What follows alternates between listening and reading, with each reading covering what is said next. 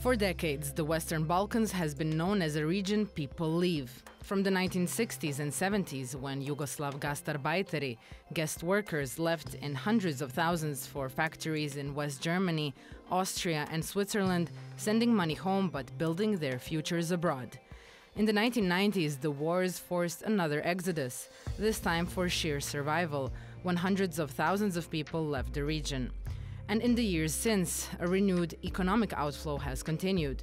Young professionals, skilled workers and whole families still head to the EU and beyond in search of higher wages and greater stability. During the same decade, the Western Balkans also became a transit corridor, a place migrants from the Middle East, Asia and Africa passed through on their way to Western Europe. The result? Shrinking populations, persistent labor shortages, and economies struggling to keep pace. But today, that story is turning on its head. For the first time, foreign workers are now coming into the Western Balkans. From construction sites in Bosnia, hotels along Montenegro's coast, and factories in Serbia, to care and service jobs across the region, newcomers from India, Bangladesh, Nepal, Pakistan, the Philippines and beyond are filling roles local labor can no longer supply. In just 5 years, foreign work permits have more than doubled, from about 46,000 in 2018 to over 100,000 in 2023, and demand keeps rising. Employers caution that without these workers, the region's growth could slow, yet legal procedures may still be complicated. Employers caution that without these workers, the region's growth could slow, yet legal procedures may still be complicated, recruitment channels can be opaque, and integration support, housing, language, legal aid is only beginning to take shape. Migrants may still encounter discrimination or abuse. Meanwhile, public perception is lagging. The Western Balkans is still seen more as a place of departure than arrival. This series follows that transformation. Through the voices of foreign workers, employers, official and international organizations, we explore how the Western Balkans is becoming a destination and what that shift means for the region's future. In the first episode, I speak with Laura Lungarotti, Western Balkans Coordinator and IOM Bosnia and Herzegovina Chief of Mission, Mohamed Shaheen, Deputy Secretary of the Ministry of Expatriates, Welfare and Overseas Employment of Bangladesh, and Pilvi Torsti, Director of the European Training Foundation. Mrs. Laura Lungarotti, I want to start with you because you have this specific role being the IOM Western Balkans Coordinator, and especially because you have all of this expertise from around the world and you've seen these migrations change and you've seen these trends firsthand. However, the Western Balkans, as we know, is in the beginning phases of these labor migrations. What can we do? What can the region and the countries and the people do at this stage before this mass migration that might be upon us to build truly inclusive societies? Well, I must say that this change of migration patterns here in the Western Balkans has happened fairly quickly, in the sense that until 2023/2024, the big topic was really irregular migration transiting through the Western Balkans. But then in 2023-2024, we start to see a decrease of those irregular arrivals to the Western Balkans for a whole host of reasons, mostly linked to security and also rising trafficking and smuggling. And at the same time, we've seen a massive, all of a sudden, increase of regular arrivals. With more than 50% increase of work permits provided to incoming migrants just in the last few years. So actually, it's quite striking to see this phenomenon changing so fast, and this goes hand in hand with plenty of other reasons: demographic decline, getting closer to the EU, need of diversifying talents because the market is asking that. So what we need to do, what is the best thing to do? First of all is to frame this whole migration shift with policy measures that can accompany employers who are now leading this whole development in making sure that people who are employed here get the full spectrum of rights, and that at the same time they can best contribute to the whole society, including by working on inclusion and integration measures so that it doesn't become a shock. And that's the reason why we've partnered up with the Regional Cooperation Council as well as with the government of Montenegro and brought together all the key stakeholders in Budva, where we are today, to try to get the same level of understanding that we need policy measures to frame this booming phenomenon. With us today is also Mr. Mohamed Shaheen. He's a Joint Secretary of the Ministry of Expatriates, Welfare and Overseas Employment of the Government of Bangladesh. Mr. Shaheen, your country is on the other side of this conversation. When we speak about the Western Balkans, what steps does your ministry and your government take to inform and protect the workers who are coming here or to any other country? Well, as you mentioned, the name of the Ministry of Expatriates, Welfare and Overseas Employment, you know that this is a dedicated ministry in Bangladesh, deal with the migration governance issues. And this ministry administers the migration governance through its affiliated organization. It has a very robust migration mechanism to ensure the safe pathways for the regular, orderly, and fair recruitment process. So in this conference, what we have observed that there is a major concern of the states of the Western Balkans.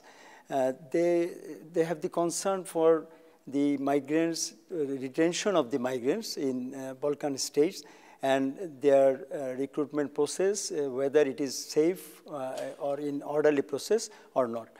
So what I find that we are in the same sentiment, or we are in the same opinion, that we also like to ensure our migration process in a safe way, to protect the rights and interests of the migrant workers. And first of all, it starts from the government interventions, the skills development. Whenever migrant workers have the adequate skills with him, there is less chances of exploitation, number one. And number two is, whenever we send any migrant workers abroad, we scrutinize all documents on all papers. Even we try to verify the situation of the employers, the strength of the employers, whether he is able to satisfy our employee. This is one side. Another side is that whenever the recruiting agency places any demand for recruitment, along with employment contract and the power of attorney and related papers, we scrutinize through very stringent verification process, all these papers. And the recruiting agencies must have to obtain the recruitment permission, either from the ministry or its department. So whenever he applies for the recruitment permission, he has to submit all relevant papers, credible relevant papers. So after scrutinizing all these papers, we just give permission for starting the recruitment process.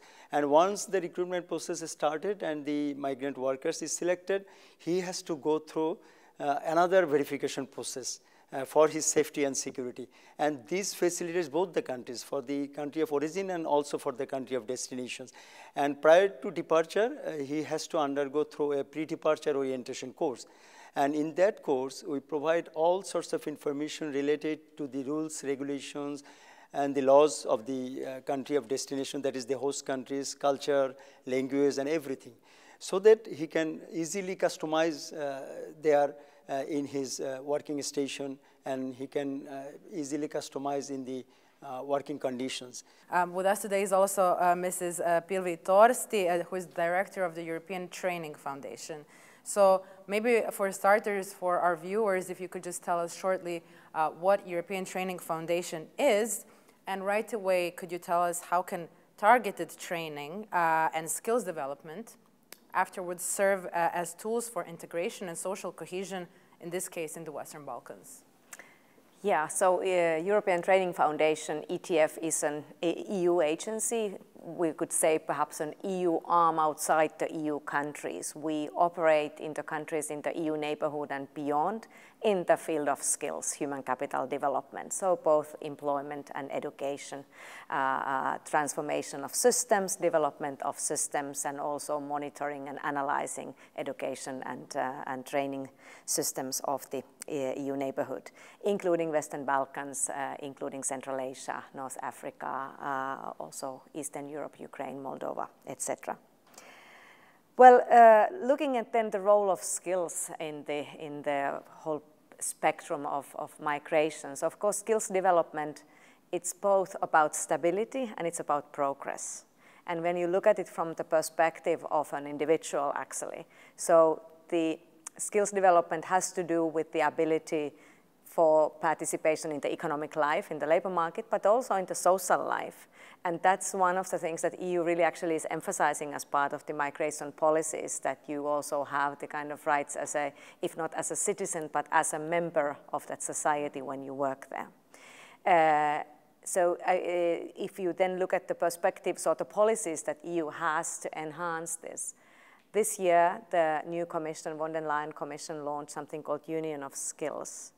And here, for the skills element, there is, I think, an important understanding, namely that while we've been always promoting in Europe the concept of lifelong learning as a right of an individual, but now with the Union of Skills, there is a notion of skills being fundamental investment if we really want to have competitive societies, so that the competitiveness and competencies go together.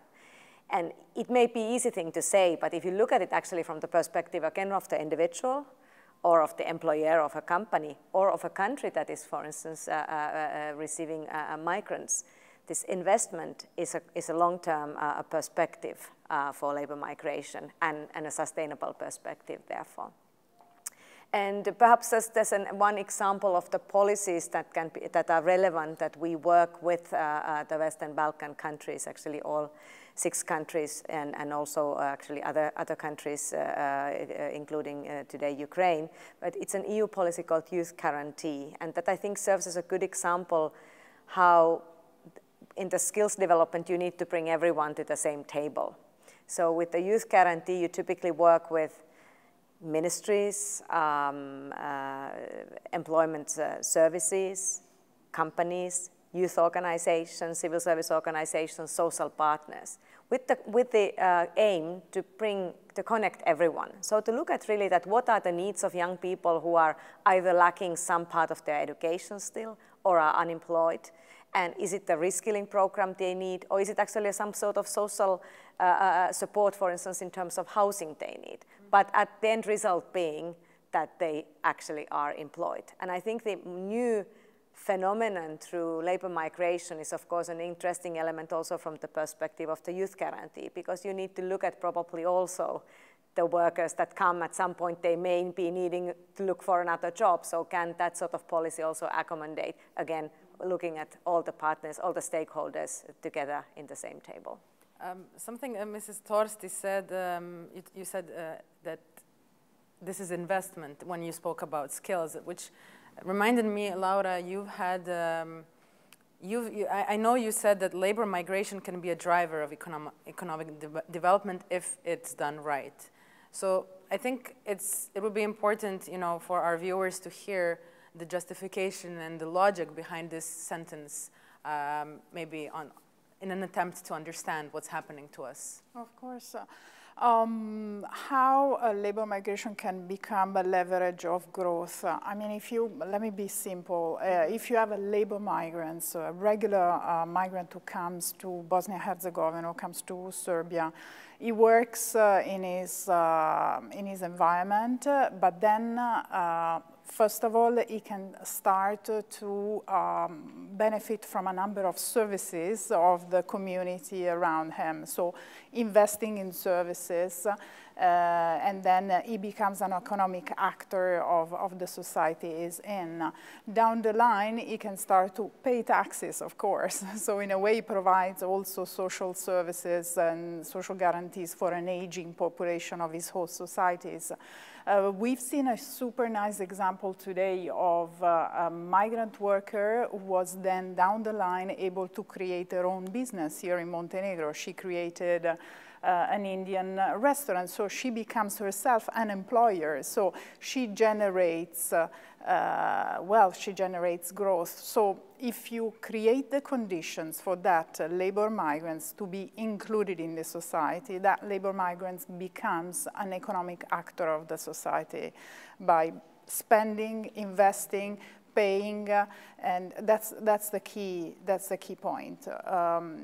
You know, I mean, I come from Italy. Italy did this major shift of being a major country of immigration immediately after the war and before, and now is becoming a major country of destination, immigration of migrants. Many migrants, including Albanians, that in the 90s were mostly doing so-called low-skilled job. Today, they are entrepreneurs in Italy.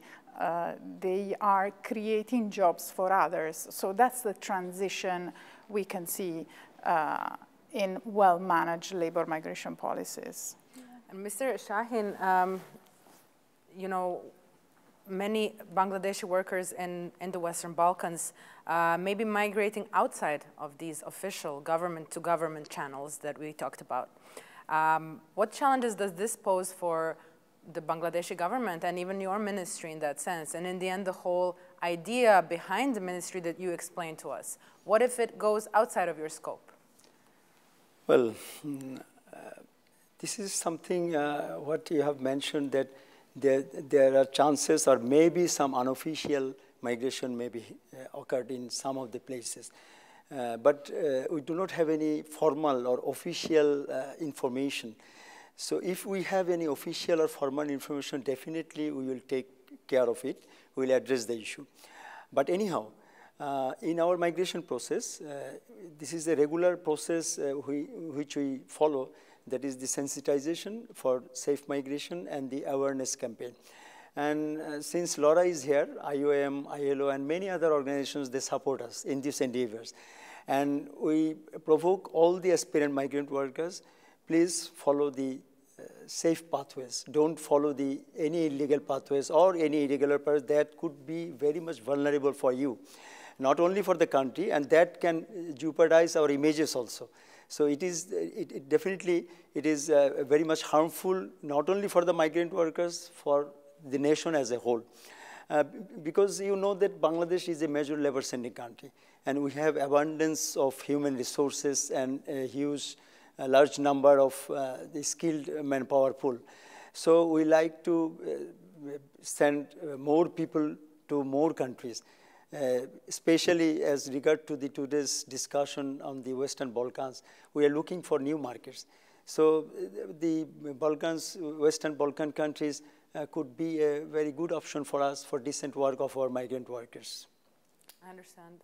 Mrs. Torsti, when we talk about migrants, people coming from different backgrounds, are there any kinds of mismatches between migrant skills, some specific migrant skills, and local labor markets needs, and how can we overcome them? That's, of course, a million-dollar question, which we have also always had in the world. Thank you for answering it. I think I will actually go a bit back in history, as you know, Laura brought nicely her Italian background. I come from Finland, and I remember the times when the Finnish workers and workers from former Yugoslavia met in the car factories in Sweden. So labor migration has always found its ways in a way, and mass matches and mismatches have always existed. So sometimes it's important, I think, to remind ourselves that we are not discussing a phenomena that is new. It's just that the different dynamics always emerge for different reasons, and then we, again, have to analyze and understand them and work towards stability, best possible, in a way, solutions both for individuals and for the countries. But I think it's always to sort of calm people also down that we've always had people looking for better chances and different countries needing for labor for different reasons. To your question of mismatches, yes, we analyze these sort of things a lot at ETF, both in terms of how well the systems, education and training systems today in our countries, in the neighboring countries, in the Western Balkans, actually prepare people for the needs of the labor markets. And the mismatches are quite dramatic for many reasons, because we have the green transition, we have digital transition, we have many trends, we have aging populations. So many trends together actually create mismatches already in our sort of, if you call domestic labor markets everywhere in Europe.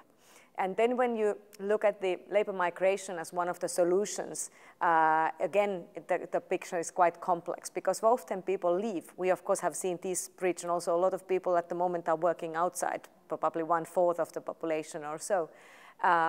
Many have left because they are overqualified for the jobs that they've been offered locally. And so that's one type of mismatch. And as they have left, then there is a need for workers to come from outside, and then Bangladesh government is doing its best to find, for instance, labor that would actually have such skills that are being needed.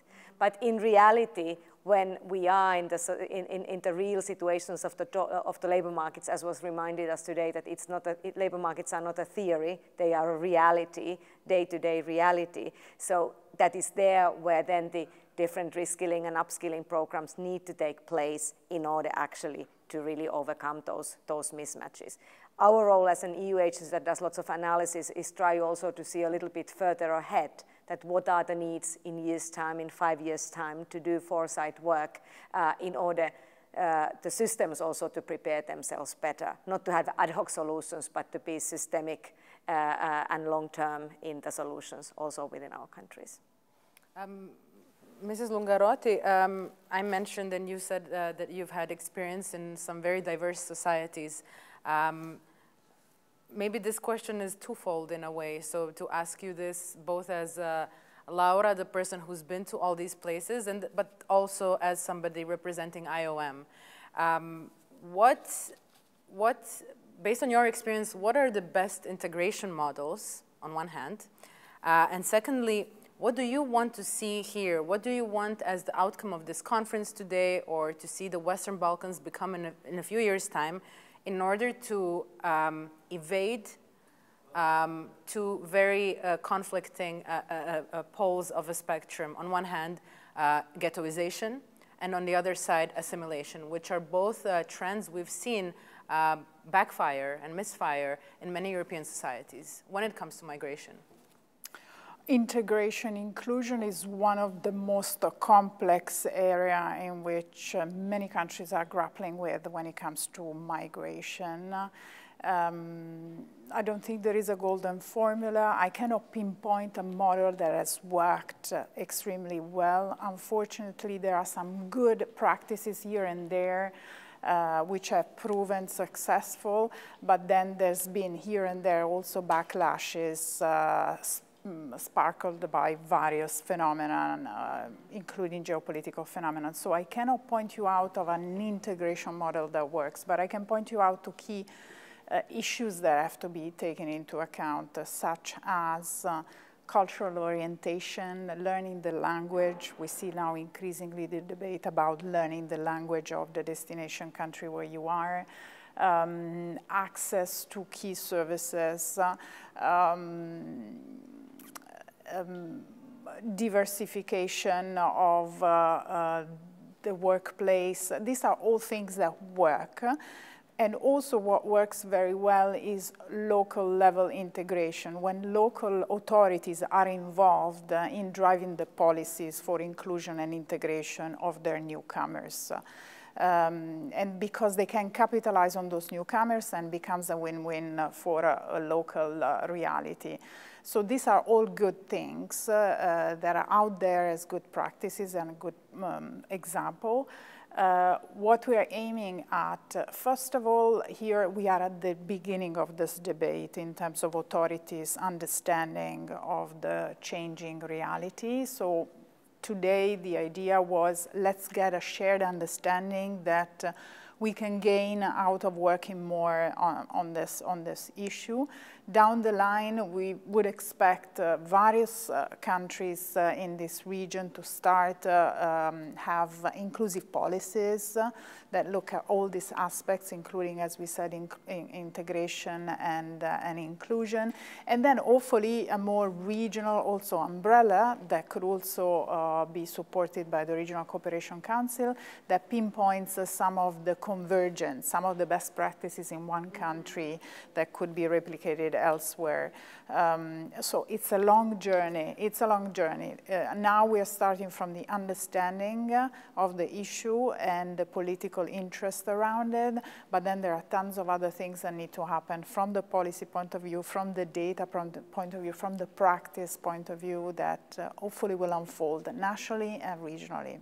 Okay, but then at least we can conclude that those first steps are being made. Are being made. Are they timely? There was, yes. I mean, we are even hosted in a venue where most of the service persons around us are themselves labor migrants, and we are basically talking about how best to work with them while they are around us. So it means that we're spot on, I think, in terms of timing.